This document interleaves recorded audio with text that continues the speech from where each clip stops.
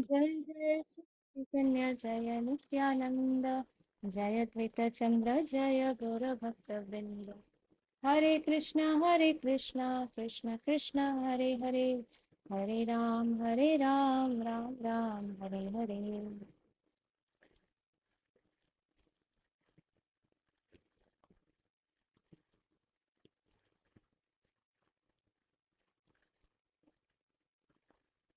Hare Krishna everyone.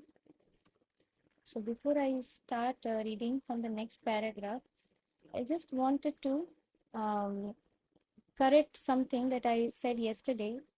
I think um, I mentioned here in one place where the Acharya of Mayavad philosophy says that Brahman realization is Satchid Anand, but and I think by mistake I mentioned that Brahman realization is Satchid. Actually, Brahman realization is only Sat realization. The Paramatma realization is Satchid realization, and Bhagwan realization is Satchid Anand realization. So I had by mistake, I think instead of Paramatma and Brahman, I made a mistake. So I just wanted to clarify and correct that. So we'll continue reading. Um, and the Sat Chit Anand, the meaning is eternal. Sat means something that is eternal, that is not temporary or that is not illusory. And Chit is full of knowledge and Anand is blissful. In effect, Shankaracharya preached Mayavad philosophy to bewilder a certain type of atheist. Actually, he never considered the Supreme Lord, the personality of Godhead, to be impersonal. So here, now Mahaprabhu is also, after giving all the different references where this conversation happened, what was spoken by Lord Vishnu to Lord Shiva, and then what was spoken by Lord Shiva to Mother Parvati, after giving all these references and how Mayavad philosophy was meant to uplift those who are in ignorance, but it was never meant for those who are in the mode of goodness. And if people who are already in the mode of goodness, if they follow this Mayavad philosophy, then they will fall down from their position. And here Mahaprabhu continues and says that Shankaracharya preached this Mayavad philosophy to bewilder a certain type of atheist. Actually, he never considered the Supreme Lord, the personality of Godhead, to be impersonal, without body or form. Shankaracharya himself never considered that the Supreme Lord, the Supreme Personality of Godhead is impersonal. He has no body, he has no form. That was never actually what Shankaracharya himself considered. It is best for intelligent persons to avoid lectures on Mayavad philosophy. Again, let us keep this in mind that who is saying this? Sri Chaitanya Mahaprabhu. And who is Sri Chaitanya Mahaprabhu? He himself is the Supreme Personality of Godhead. He himself is Krishna. We should understand that the Supreme Personality of Godhead, Vishnu, is not impersonal. He is transcendental person, and the basic principle of the cosmic manifestation is his energy.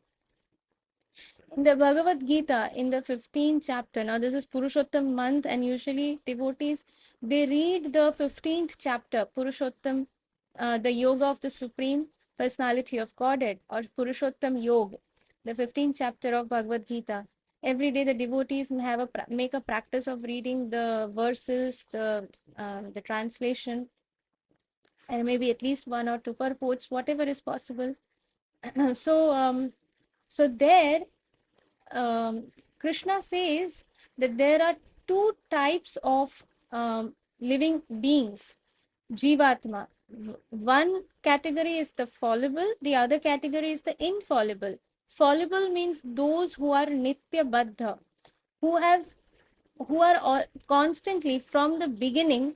Of course, the living and the Jivatma, the soul, just like the Supreme Soul, this um, the individual soul also has no beginning and no end. It comes from the breathing of Mahavishnu. And so these Jivatmas, the fallible ones, they have always been conditioned and going from one body to the other, from one planet to the other, sometimes in the lower planetary systems, sometimes in the higher planetary systems, but that has been going on and on. And then there is another category, which is the infallible, which who are Nitya Siddha, who have never fallen down, actually, who have never been affected by the material conditioning or the material energy, because they are eternally in the spiritual world. And then Krishna says that, and then there is the third aspect, which is the supreme, the highest living being, and that is me, the supreme personality of Godhead. So in Bhagavad Gita, Krishna clearly says this. And here um, Mahaprabhu is saying what Shankaracharya really believed. And then he also says that we should understand that the Supreme Personality of Godhead Vishnu is not impersonal. He is a transcendental person, and the basic principle of this cosmic manifestation is the Supreme Transcendental Person's energy, the illusory energy, the external energy, which we know as Maya.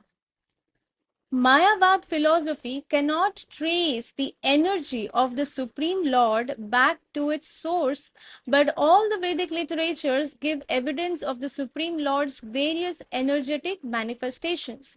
Vishnu is not a product of material nature, but material nature is a product of Vishnu's potency. So why is he called the Supreme Lord? Why is he God?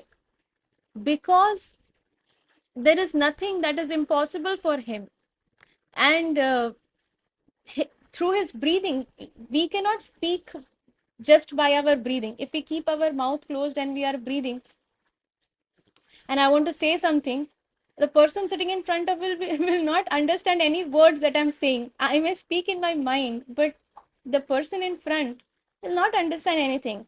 But Lord Vishnu, the Supreme Personality of Godhead Krishna, they can speak through their breath. So all these scriptures, all the Vedas, Vedanta Sutra that is there, they have all, how have they come into being? How did they come into manifestation? From the breathing of the Lord. As the Lord breathed, they were created. So from the breathing, the words of the Supreme Lord have manifested in the form of these Vedant, uh, Vedant, everything. But we cannot do that. Similarly, when Lord breathes out, innumerable entities come out, innumerable universes come out. When he breathes in again, everything goes back inside him. They rest for some time, they go into sleep mode, and then again, like just like our laptops have a sleep mode, so like that, the living entities also go into sleep mode, hibernation, and then again when the Lord breathes out, then they again come out. And they continue their activities where they left off. So this has been going on. Therefore, this world is called temporary. It is not false. The Mayavadi philosophers, they say that Jagan Mithya, but it is not false. It is illusory. It is temporary, but it is not false. It is actually existing. The Mayavadi philosophers understand Vishnu to be product of material nature, but if Vishnu is a product of material nature, he can only be counted among the demigods. One who considers Vishnu to be a demigod is certainly mistaken and misled. How this is so is explained in the Bhagavad Gita 7.13 and 7.14. Deluded by the three modes of material nature, the whole world does not know me, who am above the material nature and inexhaustible. My material nature is so powerful that it is very difficult to surpass its spell. even for the greatest scholar. But those who have surrendered unto me can easily cross beyond it. So here Krishna has clarified how Krishna is beyond the material nature, and the material nature is actually in the control of Lord Vishnu, and how the three modes of material nature are controlled by Lord Vishnu. And the Supreme Personality of Godhead, he is beyond material nature. Not only that, he is inexhaustible, he is limitless. There is no limitation to the Supreme Lord. There is nothing that is not possible for the Supreme Lord. So with that, we come to the end of chapter 19, and we'll just start and do the first paragraph and we'll pause for today. So we begin with the 20th chapter, the goal of Vedanta study. It is concluded that Lord Krishna or Vishnu is not of this material world. He belongs to the spiritual world. One who considers him to be a demigod of the material world is a great offender and blasphemer. Lord Vishnu is not subject to perception by material senses, nor can he be realized by mental speculation. Unlike in the material world, where there is always a difference between the body and the soul, there is no difference between the body and soul of the Supreme Lord Vishnu. So we will pause here for today, and Krishna willing, we'll continue reading again tomorrow. How big is the second paragraph? Okay, we can read one more paragraph and then we'll pause. Material things are enjoyed by the living entities because the living entities are superior in quality, whereas material nature is inferior. Usually we see there is a what is that, pyramid. We see that, okay, at the apex there are the predators, or the human beings are said to be at the apex because they are the ones who have the most uh, they are the ones who can lord it over the nature. They are the ones who are enjoying everything, so therefore they are at the apex. So here it says that material things are enjoyed by living entities because living entities are superior in quality. In quality means that it is speaking about the soul, the spark of life that is there within us, that is superior in quality, whereas the material nature is inferior in quality. Thus, the superior nature, the living entities, can enjoy the inferior nature, matter. We see that cows, they graze on grass, they eat grass.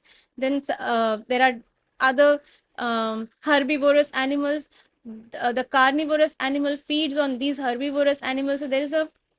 So from there we understand that um, these living entities and the material nature, the grass and all these trees, plants, everything, that is the material nature. Everything is material nature, of course, but whatever has a spark, the living entities that is there, they are of a superior nature. Therefore, they can enjoy the material nature because it belongs to the inferior nature. So the lower at the whatever is at the lower level will be enjoyed by the higher level. That is the rule of nature. Because Lord Vishnu is in no way touched by matter, he has no tendency to enjoy material nature the way the living entities do. We have a tendency to enjoy material nature. When we say tendency to enjoy, means in the material world, whatever we see, whatever we hear, whatever we come in contact with, we want the best of it. We always search, okay, how to enjoy in the best way. That is our tendency. So that means we have a tendency to enjoy material nature. If we have a bed and if we are not given a mattress and we are asked to sleep on plywood, we'll feel that, okay, it is better we get a mattress. So we always think of ways how we can make it better, how we can enjoy material nature. And if it's very hot, then we always think, okay, it is better if we get a AC because it's very hot. So we are always trying to um, make ways to enjoy the material nature. So this tendency the Supreme Lord Vishnu doesn't have, because he never comes in contact with the material nature. So therefore, all these things, the Lord is unimpacted by all these factors. He's never trying to enjoy the material nature the way the living entities want to enjoy, or the tendency that the living entities they have. The living entities cannot attain knowledge of Vishnu by enjoying their habits of mental speculation. The infinitesimal living entities are not the enjoyers of Vishnu, but they are enjoyed by Vishnu. There is Purusha and there is Prakriti. Purusha is Lord Vishnu. Prakriti is everything else that is there. Everything else is Prakriti. And Purush means the Lord Vishnu is the enjoyer, and everything else, the Prakriti, is meant for Lord Vishnu's enjoyment. Only the greatest offender thinks that Vishnu is enjoyed. The greatest blasphemy is to consider Vishnu and the living entities on the same level. That is the greatest blasphemy. It is the greatest offense. So, what is Mahaprabhu bringing? To what point Mahaprabhu is bringing, or coming to the conclusion? You see, when Mahaprabhu gives the conclusion. So, with that, we'll pause here for today. And Krishna willing, we'll continue reading tomorrow. Thank you very much. Panchakalpatrubhyascha कृपासिन्धुभ्य एव च पतितानां पावनेभ्यो वैष्णवेभ्यो नमो नमः. अनंत कोटि वैष्णव वृंद की जय. श्री श्रीमद श्रील जय पताका स्वामी गुरु महाराज की जय. जगत गुरु श्रील प्रभुपाद की जय. Teachings of Lord Chaitanya book reading की जय. निताई गौर प्रेमानंदे हरि हरि.